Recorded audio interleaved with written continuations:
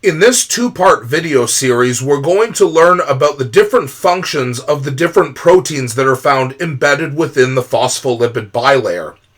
Part 1 is going to focus entirely on a group of membrane proteins called transport proteins because of the great diversity in structure and variation in function that exists between different types of transport proteins. The common factor that all transport proteins share is that their job is to selectively allow different substrates to either enter or exit the cell depending on what that substrate is used for. For example, substrates that the cell would definitely want to allow in would be examples of nutrients such as glucose or various amino acids, whereas substances that would be specifically released from the cell could include products of the cell like hormones, for example, as well as waste produced by the chemical reactions within the cell. The first and simplest example of transport proteins are what we call channel proteins, which you can think of as a tunnel that leads from the outside of the cell to the inside of the cell. This particular channel protein we're looking at here is what we call an open channel protein because there is no way to open or close this, and because of this, it basically allows the free flow of specific substrates in and out of the cell, depending on whether the outside or the inside of the cell has more of that substrate. Probably one of the most well-known examples of an open channel protein is a transport protein called aquaporin. Actually, this is a family of transport proteins, and as the name might suggest, aquaporin is an open channel protein that allows water to enter or exit the cell depending on where it is needed. However, more complicated channel proteins actually have the ability to close or to open depending on the situation, and these are what we call gated channel proteins, and there can be a number of ways that a gated channel protein can open or close.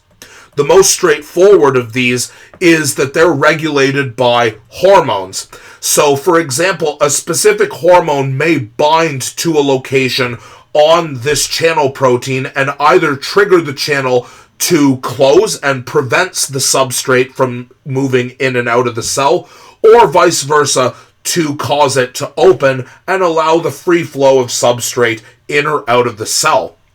Another possible variation is that the open or closed status of the channel protein is controlled by some sort of external stimulus, which is just a change in the environmental conditions either inside or outside of the cell. One of those possible conditions is pH. So if, for example, there was a change in pH that made the outside more acidic, meaning that we would have a lot of hydronium, the positive charge on hydronium would have a direct impact on the conformation of the gate or the conformation of the outside of the channel protein. Remember that if you have a large amount of acid or a large amount of base, you can actually get a protein to denature, but some channel proteins take advantage of this by the conformational change that is caused by the presence of ions. So sometimes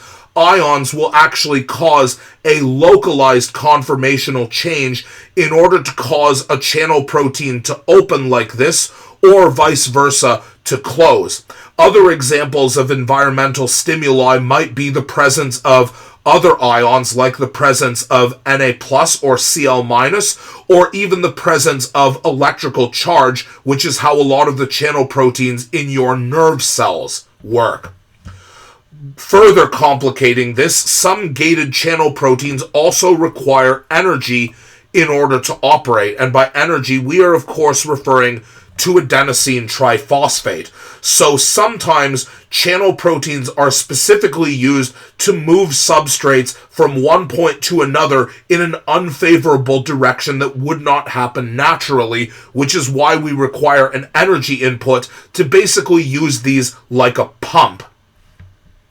Now, closely related to channel proteins are what we call carrier proteins, and you can think of a carrier protein as being a bit of a mixture between a channel protein and an enzyme.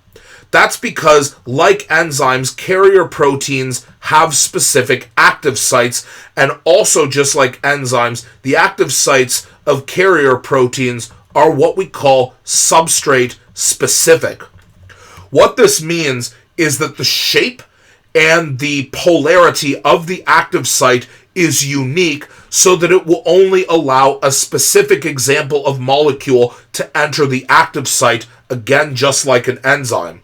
For example, if this hexagonal substrate is glucose, while this oval-shaped substrate is an amino acid, for example, we can see that the amino acid can enter the active site, but glucose cannot, because its shape and charge complementarity matches that of the amino acid rather than of the monosaccharide. And also, just like an enzyme, when the substrate binds to the active site of a carrier protein,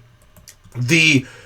intermolecular interactions between the substrate and the active site of the carrier protein cause the protein to undergo a conformational change. However, unlike enzymes, where the conformational change in an enzyme triggers a chemical reaction, the conformational change in the carrier protein triggers a change in the structure, which is going to force the substrate through the carrier protein and allow it to enter the cell.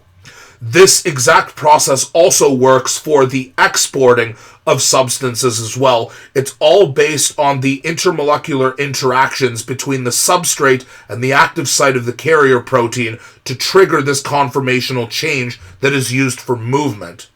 Now, just like channel proteins, there are some carrier proteins that specifically take substances and move them in an unfavorable direction, either in or out of the cell, but because they're working against what naturally happens, they require ATP as an energy input in order to function. In part 2 of this video, we're going to look at other examples of proteins which are in some cases related to transportation, but have many different structural and chemical functions in the manipulation of cells' behaviors.